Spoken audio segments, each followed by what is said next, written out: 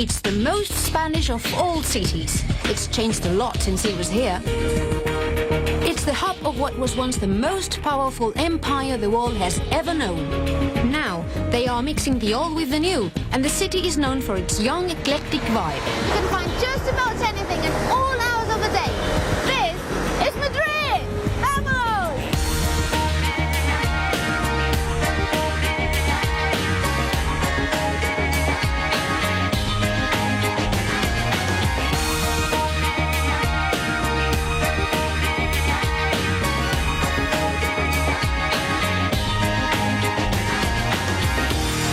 Madrid is the capital of Spain and is situated right in the heart of the country, following Renaissance ideas of the king as center. I'll be exploring the old town before moving on to the more modern downtown Madrid, and also taking 2-day trips, one to Segovia, the other to the imperial city of Toledo.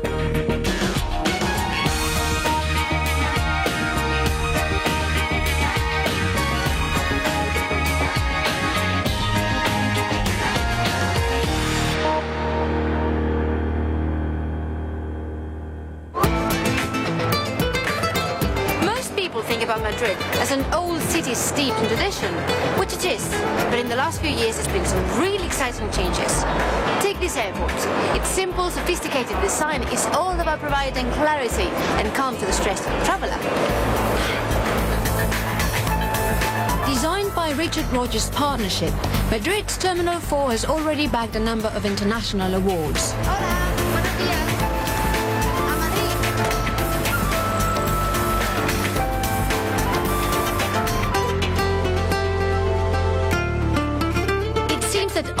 Madrid new building projects are underway. The city is keen to reassert its place as a major European hub.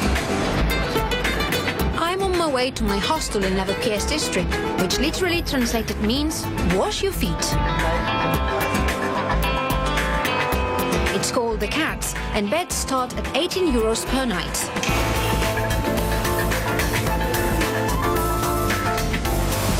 Wow! Did I mention that's a new name for madrileños? They call themselves los gatos, the cats, because cats like to come out at night. I don't know if I'm going to get much sleep in here. We knew that it was a busy place and there's a lot of young people here, and I think that's what drew us here. The Palace is good. Go there on a Wednesdays. It's free. I recommend the bicycle tour first, and then you know where the places are. It would be early if you went out at 10:30. You'd be one of the earlier ones, and it goes on right into the night. It's probably because they all have a siesta in the middle of the day and they're just ready to go until 4 or 5 a.m. We've sort of got to readjust to the Spanish time frame, which is sort of begins around 11, finishes around 7, which we're fine with, but we're just sort of, you know, getting over our jet lag, and we're going to get right into it. Ah, that's a nice little room. This one seems to be free. Yeah.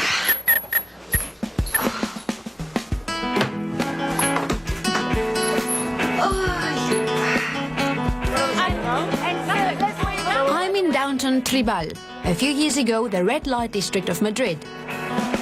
Now, the area has been regenerated and it's a hotspot for the arts and fashion. I've come across a street dance invasion. Madrid became famous for its hedonism from the mid-70s and 80s, as Spain threw off the shackles of fascist dictator General Franco, who had ruled for 36 years. A punk, artistic and sexual revolution was born that became known as La Movida. Its influence can be felt to this day. I've bumped into choreographer Dani Panulo, who is responsible for this surprise show. What is this all about? We call this dance attack. Dance attack. You know, it's a special performance between, you know, fashion and dance, and we forget fashion and we forget dance and we mix all, you know. You just do like a happening, In Spanish right? we call Invasión Danza.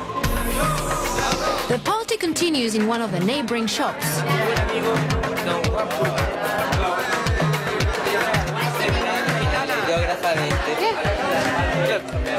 Does it to me? Oh, yeah. And as night falls, the nocturnal residents of Madrid, the cats, are only just making their way out. I'm calling it a night around midnight tonight, which is early by Spanish standards.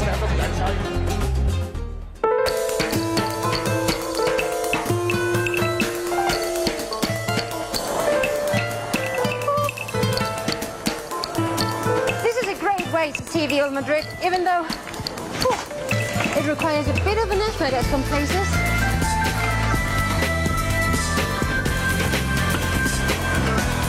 Today, it's all about history, art and tradition. Madrid has a small, compact centre. I'll be riding from Plaza Mayor, taking the back streets through the old quarter and finishing up at the Royal Palace.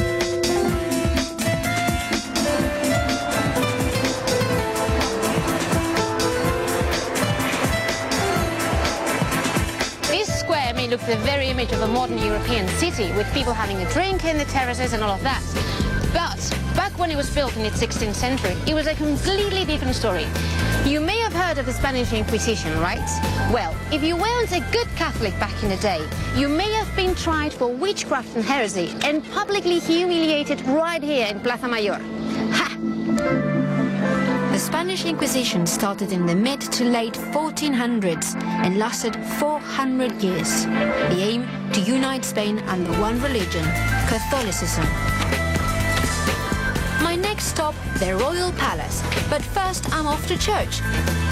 Well, actually, I want to buy some sweets, and the nuns here in Madrid are famous for their marzipan. Buenos días, madre. Días. Hola. ¿Unos dulces, por favor? Pues aquí tienen jereces, 50 medio kilo. Muchas gracias. Wow, nice sweets. So she was saying this is called Jerez sweets and it's $7.50 a box. Very nice. Gracias, madre. Ave María Purísima.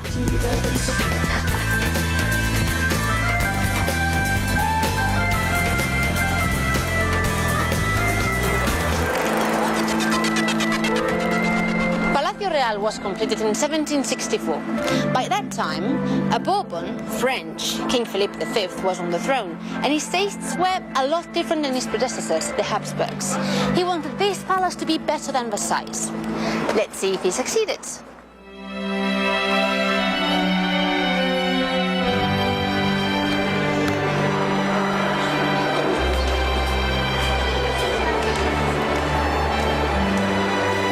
During Spain's heyday, vast rivers of gold and riches flowed in from the New World colonies, and that's reflected inside. 300 rooms makes it the biggest royal palace in Europe, and it's still used by the present-day monarchy, King Juan Carlos and Queen Sofia. When visiting dignitaries come to Madrid, they will be received in the throne room and entertained in the banquet hall. But they must be careful not to sit in the king's chair. It is a few centimeters higher than the others.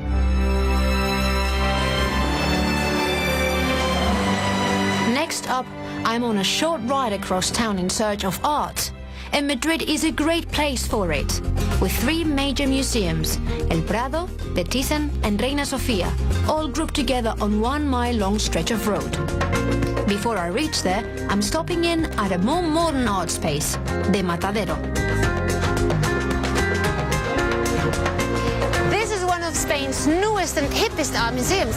It's built in the side of an old abattoir, and it's called Matadero. The Matadero is a constantly evolving art space, not just for housing exhibitions. It is also a venue where young artists can meet up and exchange ideas.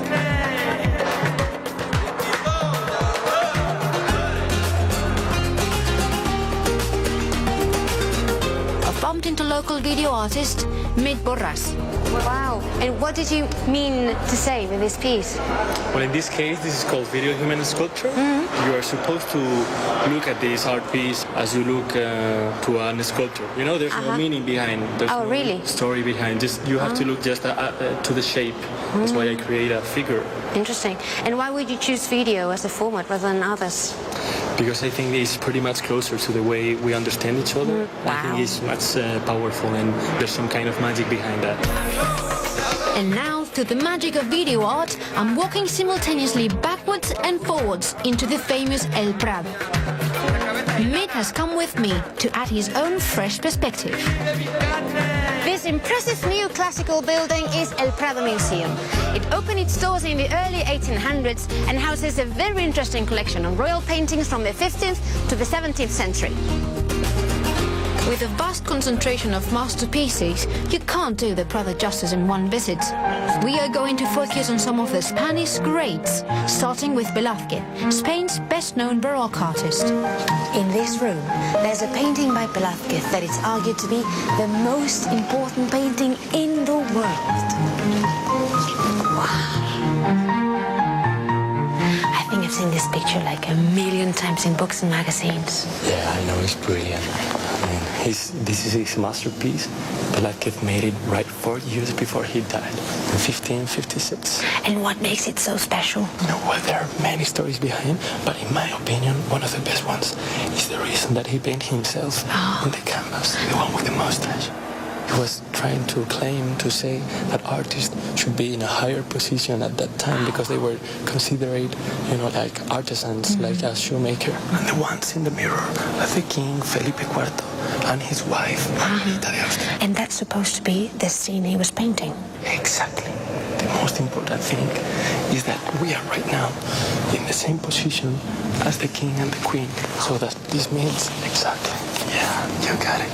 Yeah. So if we could turn around and look at the painting, we would see the portrait of the King and the Queen. I see. You know? Yeah. In a way, we are involved in the art. We are like the King and Queen of Spain, aren't we? That's nice.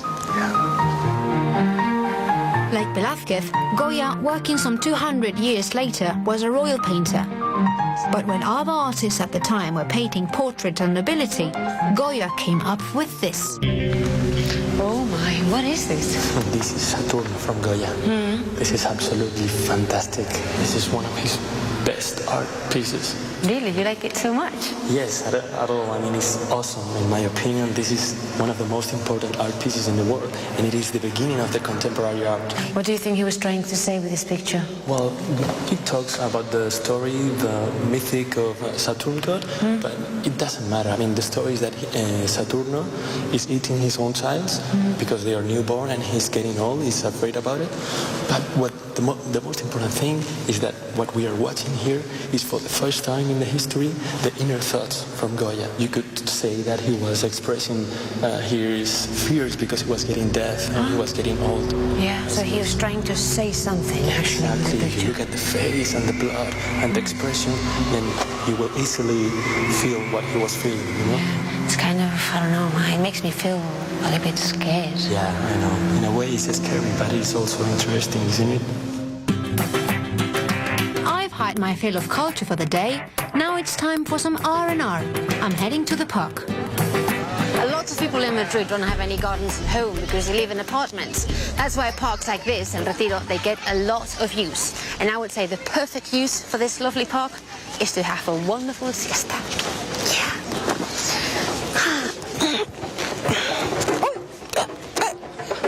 What is this? El Retiro Park is a 120-hectare oasis in the middle of the city and a great place to end your day, or even start your night, depending on your preference.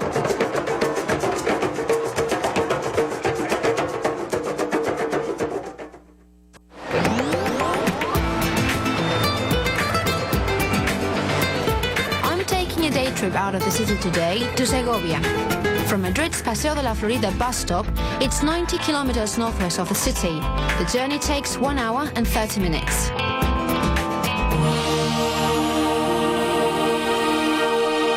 Segovia Segovia is an ancient walled city with some incredibly well-preserved history. To my mind, nothing is more impressive than the Roman aqueduct, which dominates the cityscape. But first, lunch. I'm sampling a local delicacy, suckling pig.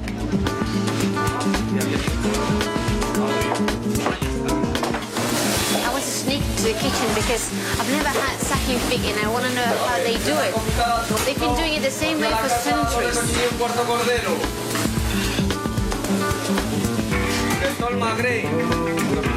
It's a very delicate procedure. First you have to put the suckling pig like this, and it stays in the oven for an hour and a half. Later they take it out, they flip it over, they put it back in for 3/4 of an hour. To qualify as suckling, the pigs are slaughtered when they are less than 21 days old. Mother's milk has been their exclusive diet, which is said to contribute to their delicate taste.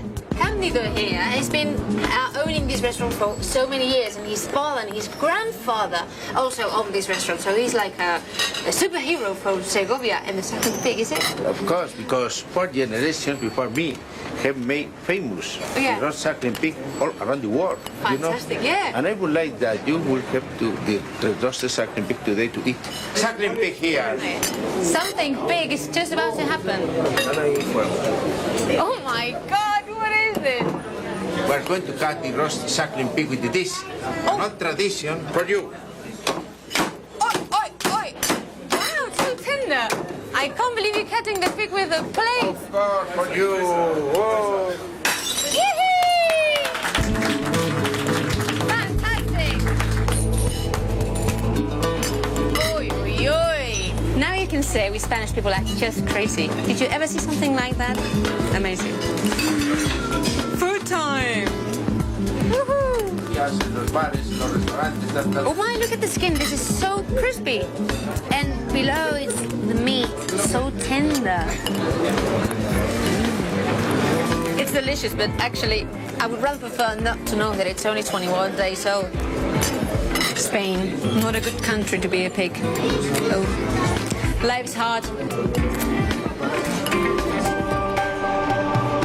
Segovia has long been an important city. In fact, in Roman times, the population is thought to have been comparable to today's 55,000. Here in Segovia, there are 2 big rivers and countless wells. But that wasn't enough for the Romans. They had to build this, the ultimate status symbol, a 15-kilometer aqueduct channeling the finest spring water from the mountains right to the city. As it enters Segovia, the aqueduct rises 2 stories and 30 meters. It is dead straight and remarkably was built without mortar. The stones are strategically balanced to support the structure. The stones for the aqueduct came from right here in Segovia. This is pure local granite. That's why it's so well preserved. In fact, they say that if you let the water run, it will work perfectly. There is one big mystery about the aqueduct: when exactly it was built. Local teacher and writer, the Marquesa Dominica Contreras, has a theory, the subject of a book she has written. Dominica is bringing me to a very secret place. Apparently here there's a stone that was removed from the aqueduct and tells who the builder was. ¿Es esta, Dominica? Esta. Wow. No puedes ver casi nada. Ahora mismo no se ve absolutamente nada. You can't really see much, but apparently in the 19th century you could still read 3 lines here. So it was in 19th century that an intellectual wrote the stone and they wrote a book with its inscriptions so that people now can read what the stone said. And what did it say, Dominica? ¿Qué decía la piedra? La piedra decía Licinio Larcio, cuando gobernaba España, mandó edificar este acueducto. The stone said that the aqueduct was constructed by a guy named Licinio Larcio, but nobody knew who he was. So it was intellectuals and researchers like Dominica who had to research lots of books until they found out that that guy was the governor of Segovia just right after Jesus Christ died, like in 79 or so after Jesus Christ. And that's how they know when the aqueduct dated. It's a lot of work to find out how old the aqueduct is, huh? It's hard to describe the simplicity and beauty of this ancient structure. Well worth the trip out from Madrid.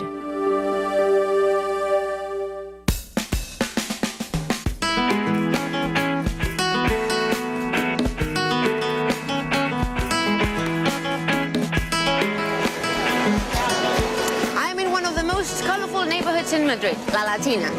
It was known as Barrios Bajos, or low neighborhoods, during imperial times because most of the jobs that the upper class didn't want to do, like tanning and slaughtering, were done here. So it became home to Madrid's first working class. But now it's the perfect place to find a bargain on a Sunday.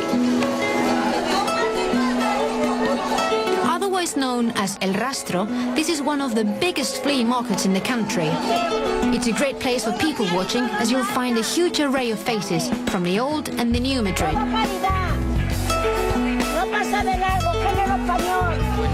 I've met up with local documentary filmmaker Samuel Rivas, who has offered to show me around.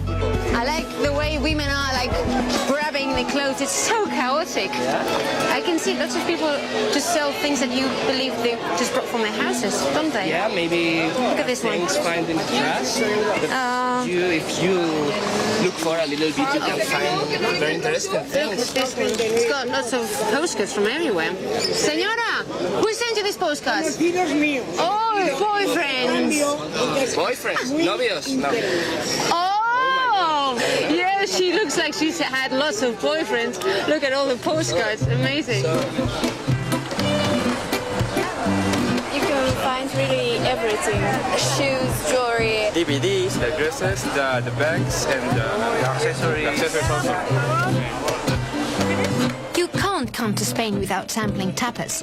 And because we are in the old meatpacking district, they serve a special variety. Offal. Let's have a little bit of everything, like the snails and... Callos madrileños, snails. Oh my god. What is this? Pig's hands and feet. Okay. ¿Sí o no? Ear of pig.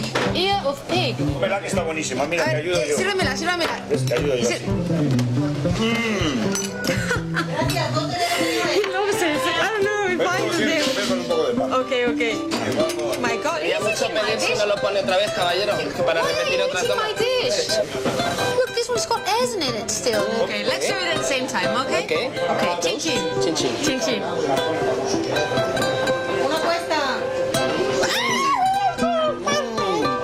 Great. Buenísimo. Buenísimo. Oh my god. So first the liquid, right? Sí. Muy bien, muy buen estilo. Yeah? Es mejor el mío, mira. Okay. It's not that bad actually. It's quite Están good. ricos, muy ricos. Let's say you are dating a girl and you take her out to eat pig's ear.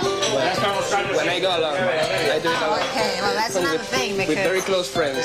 Sorry, I'm Spanish, but I prefer pasta. That's the way it is. Let's say bye to your pizza. Bye. Thank you so much. Amigos. Bye-bye. Hasta luego. Gracias. In a further attempt to immerse myself in traditional culture, I am paying a visit to the Cathedral of Bullfighting here in Spain, Madrid's Las Ventas. You could argue there is something honest in bullfighting.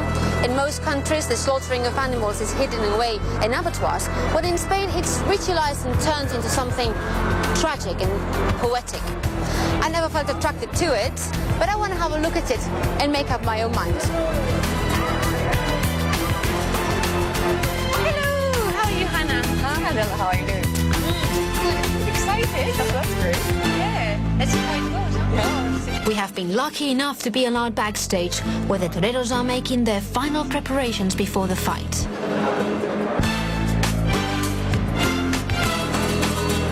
It's really exciting to be here. You can feel the tension in the air. All the toreros are like praying and you can see they are very, very nervous, like something really big is just about to happen. And the toreros are right behind me and all that. Quite handsome, aren't they? With all these lights and that nice dress.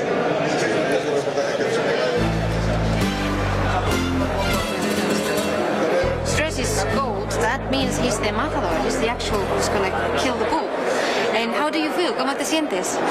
Pues ahora mismo mucho miedo, ¿no? Really? Mucha responsabilidad. He's saying that he's really, really afraid, really scared, and he feels a really strong responsibility on his shoulders. Hombre, no miedo a que me coja, sino miedo a que no salgan las cosas. Ah, really? So he's saying that the biggest, he's not scared about the ball itself a little bit, but the biggest scare is the responsibility of doing a good job. He's afraid of not doing a good job, really. How old are you? ¿Cuántos años tienes? Yo 19. 19 years old, so young, qué joven. Pero ya la corrida no se puede ni hablar. Estuve grabando, yeah, like this. Yeah, ¿me ves, Madera? Am I doing it right? O sea, ¿qué sientes tú hacia el toro? What do you feel towards the bull? Respeto y admiración al animal más noble que hay en la tierra. So he's telling me that he feels a lot of admiration and respect towards the bull because he says it's the most beautiful animal in the whole planet. And then why do you kill it then? ¿Y por qué lo matáis entonces? No es cuestión de uno, eso es cosa de muy antiguo. He's saying that it's a big tradition in Spain, so that's part of his life, really. You could feel the emotions, you could feel the tension in the air. I know I'm Spanish, but I'm not used to it. Well, it was fantastic. I think it's something to think about.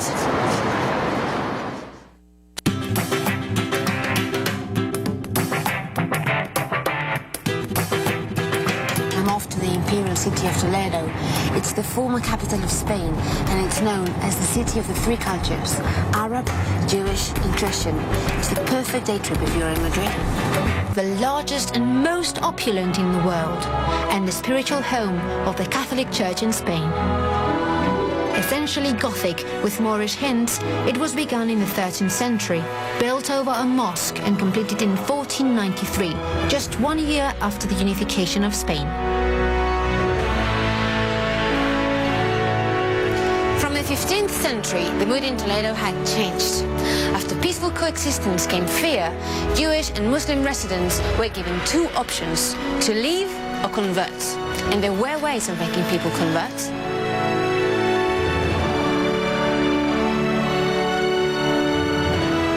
I'm meeting local guide Mario Campos, who is going to take me on the other tour of Toledo, the Inquisition tour. This is a good place to start this tour. Why? Yeah, this building behind us used to be the headquarters of the Spanish Inquisition. Oh, really? Yes. Looks kind of old and dirty now. 16th century. And they were Dominicans, monks. They organized everything here. Yeah. They were Oh, the really? ones in charge, yes. Of the Inquisition? All right. Oh, well, you wouldn't believe that because it only looks like a church, It actually. looks like one more church. Yeah. But it wasn't. Much more, much more. Okay, now you turn to the right. You see this interesting exhibition. Ancient instruments of torture. Oh, my. Where are you bringing me? Here in the museum, the Inquisition comes alive in all its graphic detail. What is this? One of those ancient instruments of torture used by Spanish Inquisition in the old days. It looks horrible. Yes, imagine, people hanging by the feet, Yeah. looking, upside down, the blood going to the head, and they use this, to move it. Sometimes falling to the floor quickly, suddenly, so bones were, broken. This is the most shocking one. No. Yes. It's known as the rack. People would lie here. Huh? Yes, look, this is the way it worked. The feet were here, the back here, and then somebody, the arm, the hands, the head here. They would be wrapped with a... Yeah, of course. And moving this, in other words, making his body longer before dying. Really? Sometimes their bodies could be maybe 50 centimeters longer. I had heard many stories about the Inquisition before, but I had actually never seen the instruments they were using. It's really, really scary, makes me shiver. I think this is something everybody should see at least once in a lifetime. I would rather prefer not to know, actually.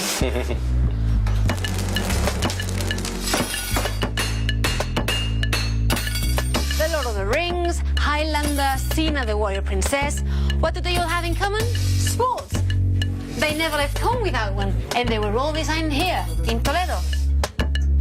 Medieval swordsmen knew that the outcome of a fight depended not only on the fighter's personal ability, but also on the quality of his weapon. And Toledan swords were known as some of the best in the world.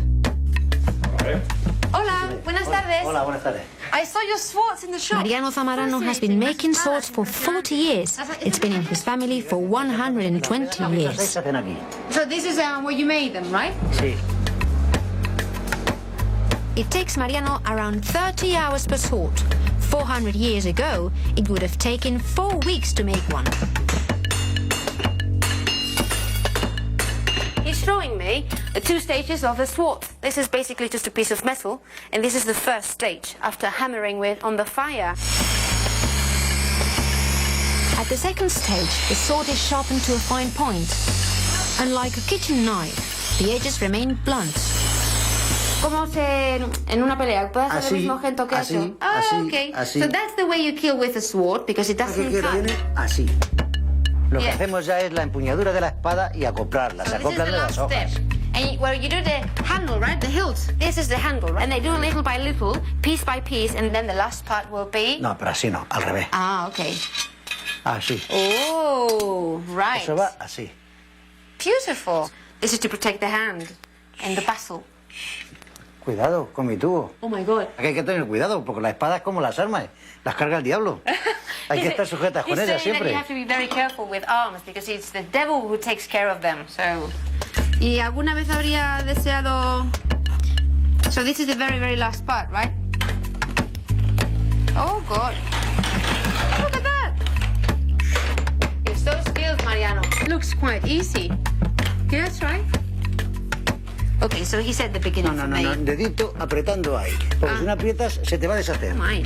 Hey, I'm not doing quite bad. Oh, God. ¿Qué tal lo estoy haciendo? Bien. The thing is that the cord burns your hand. Oye. Wrong. Que apriete, que se está suelto. Mariano, I can't do it anymore. Ah! Suelta. Mariano, did you ever wish to live in the Middle Age, to be able to use one of these swords on the street? Que si alguna vez había soñado con vivir en la Edad Media para poder utilizar las espadas por la calle.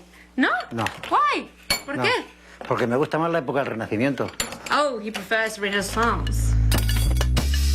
This is his favorite sword, and it's a copy of the one that Francisco Pizarro had, who was the conqueror of Mexico. Pero porque se parece a una mujer.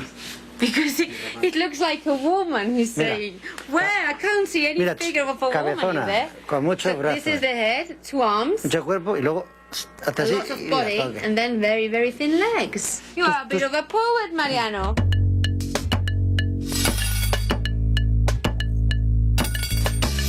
It's getting late and I don't want to miss my train back to Madrid. I've had a great day out in Toledo.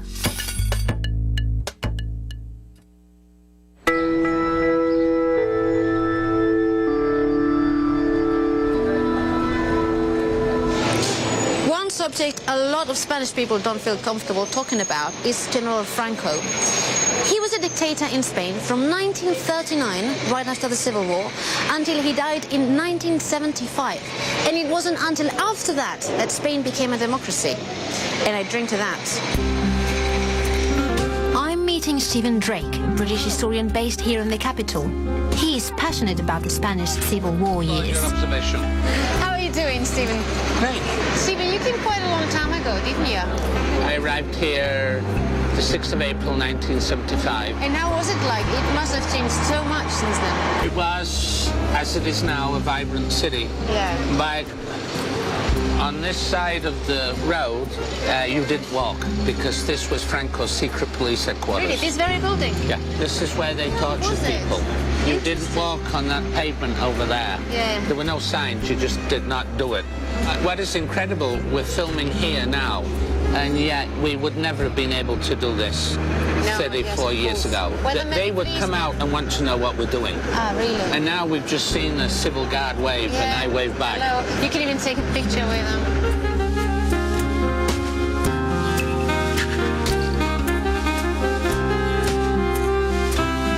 Apart from this victory arch, most of the monuments to Franco and his achievements have been removed.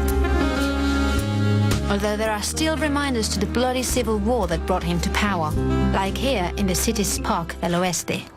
This just gives you an idea of how ferocious the battle was. And you have all these machine gun and musket ball holes. So it's an indication because this monument was here prior to the Civil War. Yeah. And it's been left undisturbed. Further into the park stand 3 pillboxes built by Franco and his forces in 1936. This is as close as Franco got to taking Madrid before he turned to Hitler and said, bomb it. It is commonly stated that as many as 1 million people lost their lives in the Spanish Civil War. The case for revisiting this difficult time is only now starting to gain momentum here in Spain. When we were at school, we never learned about what happened during the Civil War or during the Franco years. Those kind of chapters were skipped. When I speak about Franco, I feel frightened, and it's the worst time of Spain at the history. Silence. The people don't want to talk about it. He was like a dictator. They kill a lot of people here in Spain because of the war civil, and they did things that the people is not comfortable with that. So it's because it's a very controversial conversation here in Spain. It's very difficult to talk about Franco.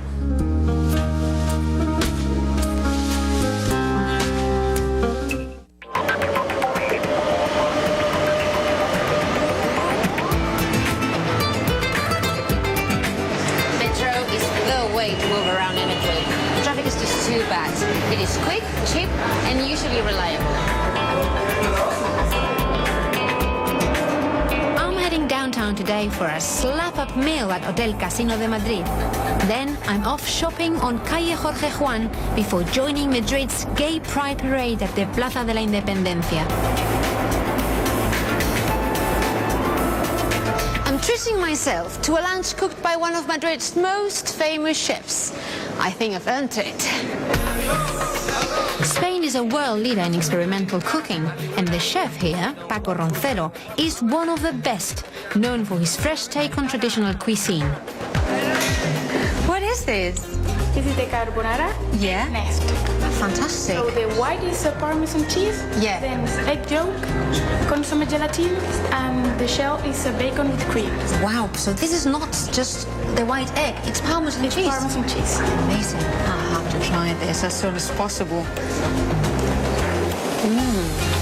Amazing. I would never say this is not an egg. It's got a bit of a Parmesan flavor, but the texture is completely the same as an egg. Oh, and this is melting. And it tastes like bacon. Amazing. I wonder if I can cook like this. Chef Paco has offered to give me a few pointers. Today's lesson, cooking with liquid nitrogen. The crazy chef. So what are we going to do now? We went cooking in cold. You're going to cook it in cold? Yes. Liquid nitrogen is very cold. It doesn't freeze until minus 210 degrees Celsius. And at any temperature above minus 196 degrees, it will evaporate.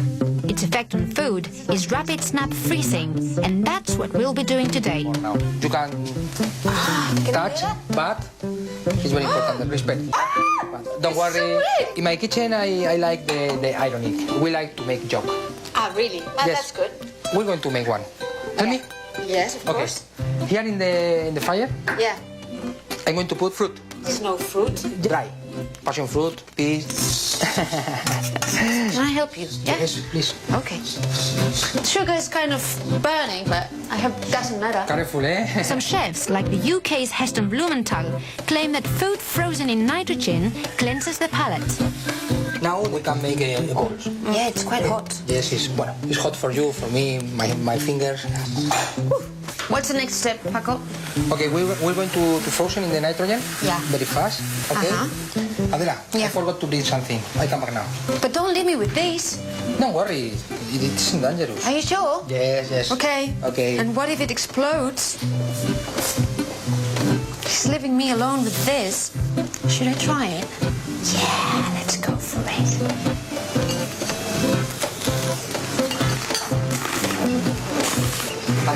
Well, it's definitely cold, with an explosive, crunchy taste. I don't know if my mouth feels cleansed. Paco, thank you so much for everything. Okay, thank you very much. The thing is, I don't know if I'm gonna ever be able to cook like this again. Yes, you cook. Yeah? Should I get some nitrogen for home? Yes. Oh, fantastic. Great. Paco, thank you so much. Oh my God.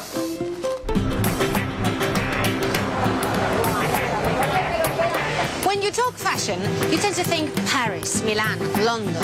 But we can't forget that Spain is the country that gave us Zara, Mango, Loewe.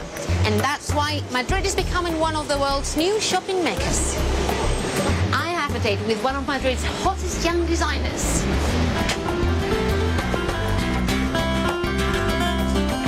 Just back from New York, David Delfin is ever ready to show off his latest collection.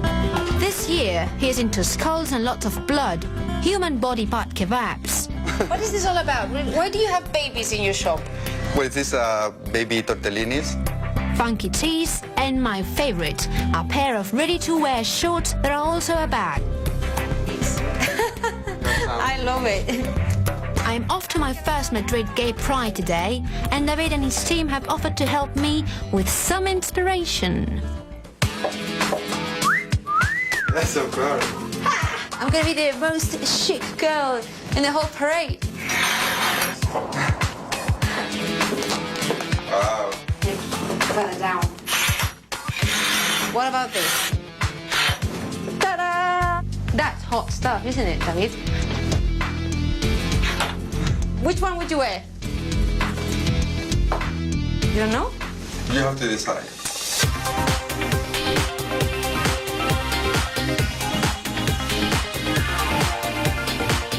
You know, I realized I had this old stereotype in mind about Madrid. I thought it was a very historic, regal and old-fashioned city, but everything's going to be turned upside down today, as Madrid is home of the biggest gay pride parade in Europe.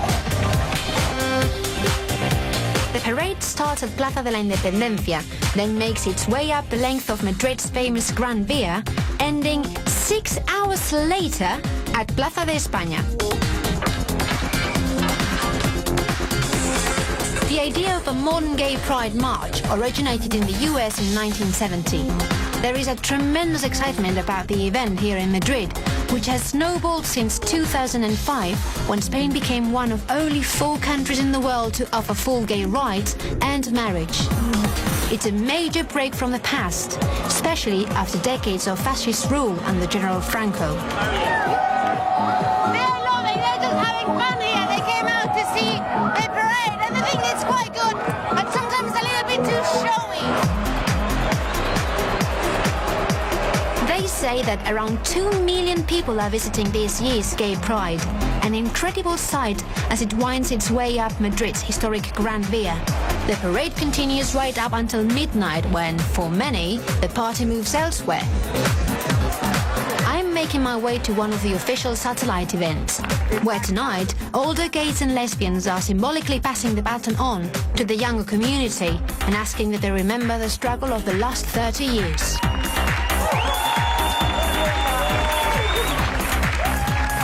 I'm lucky enough to find gay rights activist Pedro Cerolo, who was key in drafting Spain's recent historic legislation. Pedro, was it a hard battle? ¿Ha sido difícil la lucha? Yes, it was a very difficult struggle. 30 years ago, we were locked up in prisons as if we were delinquents, or put away in psychiatric hospitals as if we were ill. Look at us now, the first country in the world with this piece of legislation that once and for all recognizes the rights of homosexual women and men and transsexual women and men. And why do you think that Madrid is the biggest gay pride in the whole Europe? What's different? ¿Por qué Madrid es la fiesta gay más importante? ¿Qué es diferente con otras capitales? Madrid has this wonderful district which has a Latin heart that beats with such diversity, connected to all the gay prides, not only Southern Europe, but also Latin America. Spain has transformed itself into a point of reference within all of Europe, and we are very proud of that.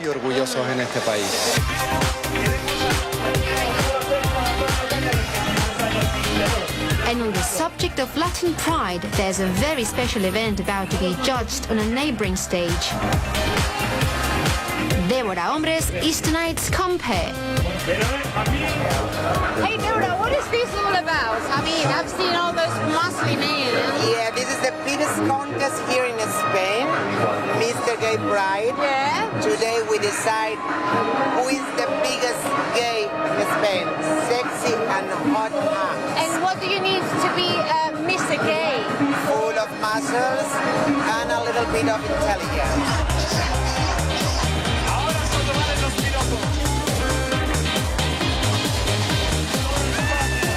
And the winner is, going against centuries of intercity rivalry, Mr. Gay Barcelona! But the crowd doesn't seem to mind.